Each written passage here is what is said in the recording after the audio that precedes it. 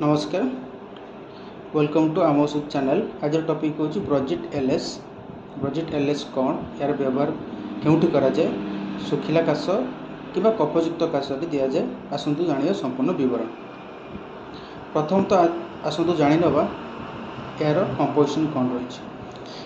यार कंपोजिशन रही etch 5 ml रे लिवोसल्ब्यूटामोल सल्फेट जोटा रही 0.5 mg, आम्ब्रोक्सिल हाइड्रोक्लोराइड रही 15 mg, गुआइफेन्सिन रही Indian pharmacopoeia 50 mg, flavoured base रही क्वालिटी सफिशिएंट, एक्सिपिएंट्स रही क्वालिटी सफिशिएंट, कलर रही टाट्राजाइट। यह सुगर फ्री सिरप मेनली या कफयुक्त काश होते से टाइम रे दि जाए। ब्रोजिट एलएस को आप सबू मेडिसिन स्टोर पाइपर। यह सुगर फ्री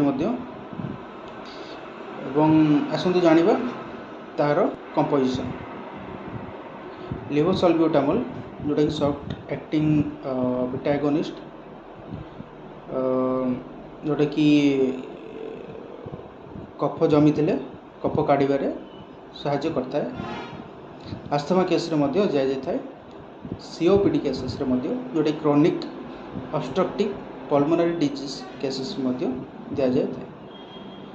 सीओपीडी रो माने हो जोटा कफ निश्वास प्रश्वास रे बाधा हवा शॉर्ट ब्रीथिंग केसेस रे दिया जाए। लिवोसल्ब्यूटामोल आमर निश्वास नबार एयर वेज जो रोचे एयर फ्लो जोटा कि लंग्स को सेटा बढ़ाई थाए, सहज करि थाए, म्यूकस को काढ़ी दी थाए। तापर आम्ब्रोक्सिल हाइड्रोक्लोराइड यह म्यूकस जोटा कि आमर कफ पतला करिवारे साहाय्य करिथाए। मोटा कफ थिले काढ़ी दी थाए आउ पतला मध्य कर दी थाए। इन्फ्लामेशन रिड्यूस करता है। इन्फ्लामेशन जोड़े कफ आमर गलारे फुली जाइथिबा, कासी कासी फुली जाइथिबो किंबा गला खसखस हवा, कुंडे हवा, बथा करथिले मध्य से क्षेत्र में या कमाइबार साहाय्य करिथाए। तारपरे आसुची गुआफेन्सिस।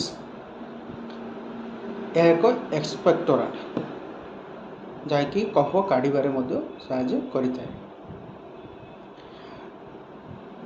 एवं यह कफ पतला करिवारे लूज करिवारे साहाय्य करता है एवं कफ को पतला करी कफ काढ़ी देता है एवं लंग्स को जीवापाई जो एयर वेज रही क्लियर करि थाए।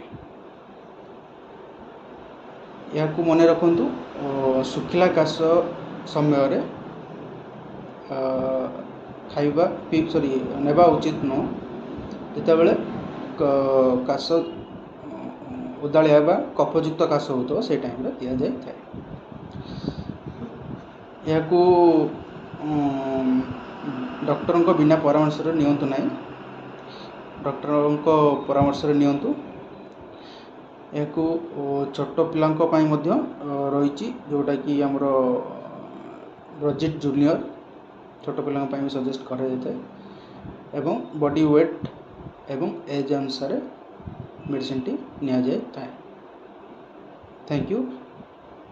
अन्य कौन मेडिसिन विषय जानवा कमेंट सेक्शन में कमेंट कर जणाइए।